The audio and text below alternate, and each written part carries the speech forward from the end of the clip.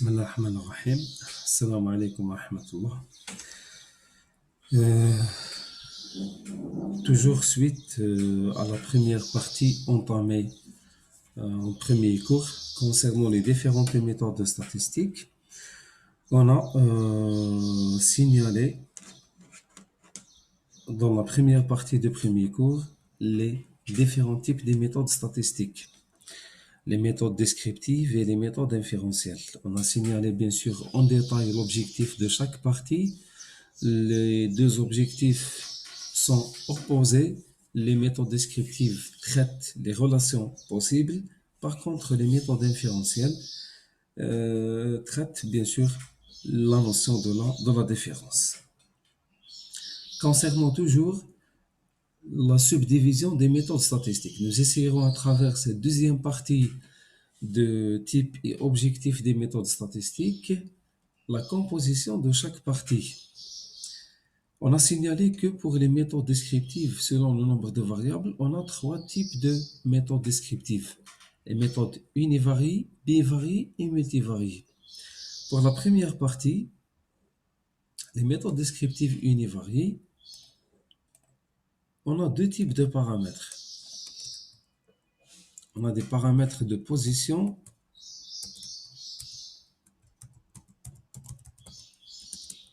et on a des paramètres de dispersion.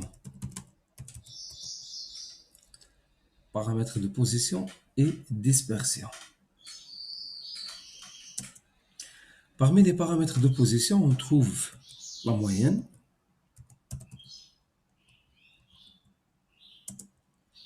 le mode, la médiane,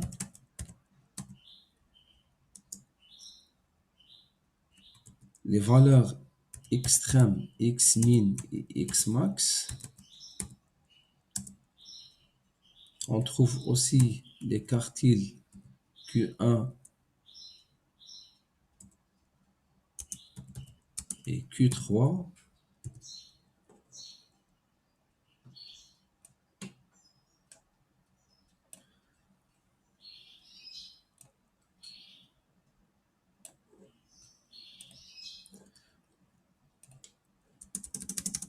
Voilà, ce sont les paramètres de position.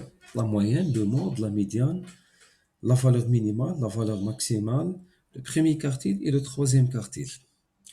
Les paramètres de dispersion représentent généralement des paramètres qui occupent une large distance au sein d'une série statistique. On trouve par exemple l'étendue,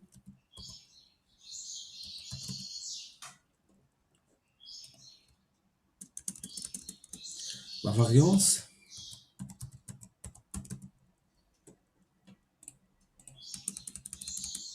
l'écart type,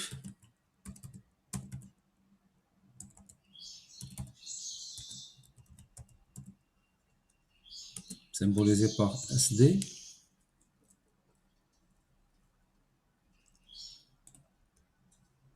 on trouve aussi le coefficient de variation,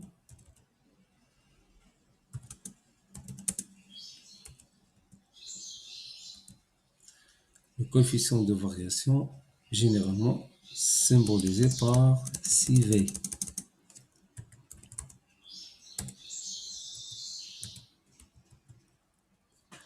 Voilà, les méthodes descriptives univariées sont représentées par deux types de paramètres, position et dispersion. Les paramètres de position, généralement, ce sont des paramètres qui occupent un seul point au sein d'une série statistique. Par contre, les paramètres de dispersion sont représentés par une large distance dans une série statistique. La bonne maîtrise de ces deux paramètres de position et dispersion est primordiale pour comprendre le domaine de la biostatistique, c'est-à-dire la bonne compréhension de ces notions de base comme les paramètres de position ou les paramètres de dispersion est très intéressant pour bien sûr maîtriser les différentes parties qui restent pour les méthodes statistiques. Voilà, c'est tout simplement, c'est une représentation résumé concernant les paramètres de position et dispersion. Pour les méthodes bivariées, on a comme l'exemple des corrélations. Par exemple, la corrélation linéaire. La corrélation linéaire, tout simplement, c'est une méthode bivarie. C'est un exemple de méthode bivarie. Lors de l'étude de cette méthode bivarie, bien sûr, il faut étudier deux aspects. Le premier aspect, c'est l'aspect de l'intensité. Intensité de la corrélation. Est-ce que la corrélation est forte ou faible? Et deuxième aspect, c'est l'aspect de la signification.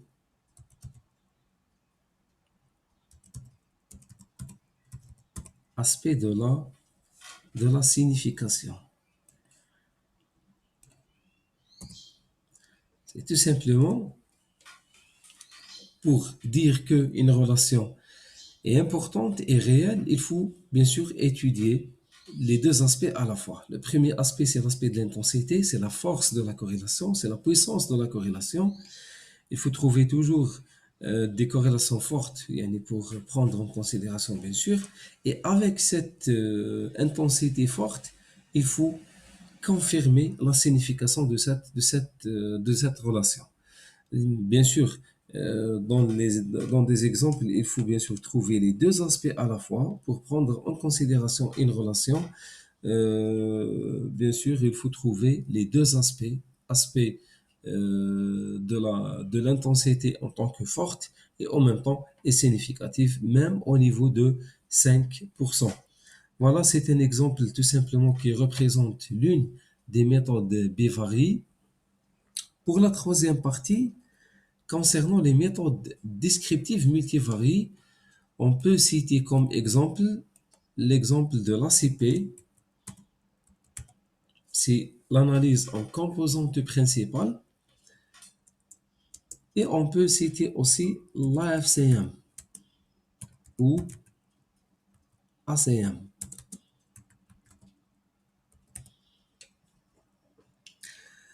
L'ACP et l'AFCM, tout simplement, ce sont deux méthodes les plus utilisées à travers les méthodes descriptives multidimensionnelles. L'ACP, c'est l'abréviation, c'est l'abréviation de l'analyse en composantes principales. C'est une méthode qui permet de traiter des bases soit uniquement quantitatives ou des bases quantitatives et qualitatives, mais ordinales, non catégorielles. Par contre, l'analyse factorielle des correspondances multiples, c'est une méthode descriptive multivarie ou multidimensionnelle, traite uniquement des variables qualitatives, soit catégorielles ou ordinales. Voilà, c'est grosso modo, ce sont quelques exemples concernant les méthodes descriptives, bien sûr, soit univarie, bivarie ou multivarie.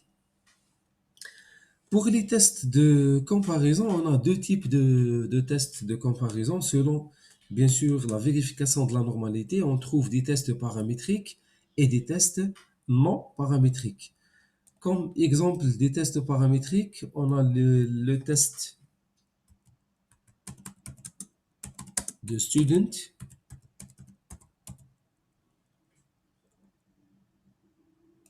On peut dire que test T de student.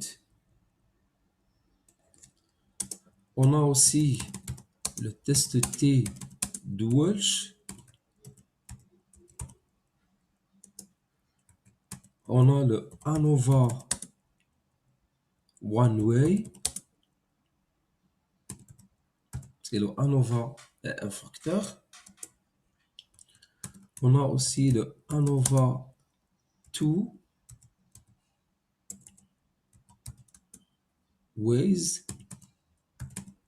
ANOVA deux facteurs. On a comme aussi test toujours paramétrique le MANOVA.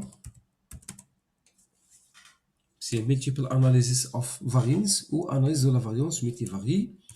On a aussi le ENCOVA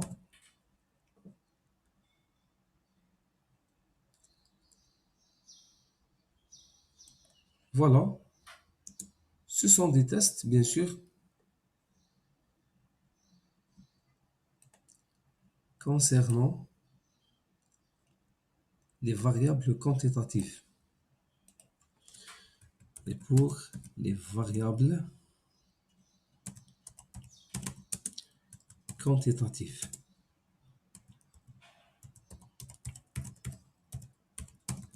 Pour les variables quantitatives, on peut, on peut trouver bien sûr le test T de student, le test T de Welch, ANOVA à un facteur, ANOVA à deux facteurs, MANOVA et INCOVA. Bien sûr, on a l'autre type des tests de comparaison, les tests non paramétriques. Ce sont des tests généralement alternatifs pour les tests paramétriques, c'est-à-dire lors de la vérification de la normalité des distributions, dans le cas où on a un problème de normalité, c'est-à-dire une variable ne suit pas la loi normale, dans cette situation, il faut utiliser des tests non paramétriques au lieu d'utiliser des tests paramétriques. On peut citer comme exemple pour les tests non paramétriques, on a le test de Mann-Whitney,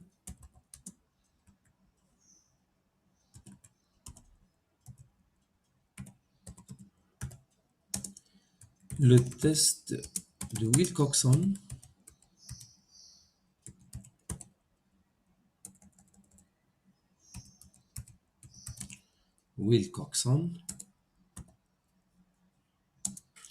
le test de Kruskal-Wallis,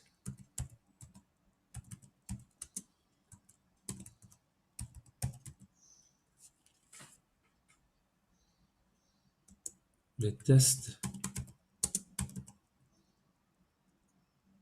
de Friedman.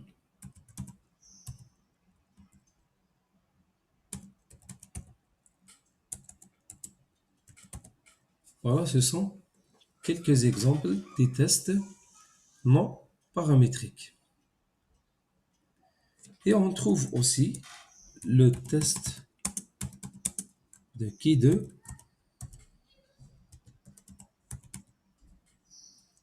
bien sûr pour des variables qualitatives.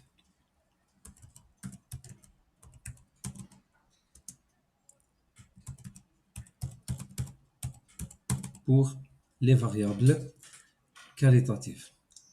Voilà, c'est grosso modo quelques types de tests pour chaque type de méthode ou pour chaque type de test. Nous essayerons lors des prochains cours, Inch'Allah, de détailler chaque type de méthode ou chaque type de test. À la prochaine séance, Inch'Allah. Salam alaikum wa rahmatullah.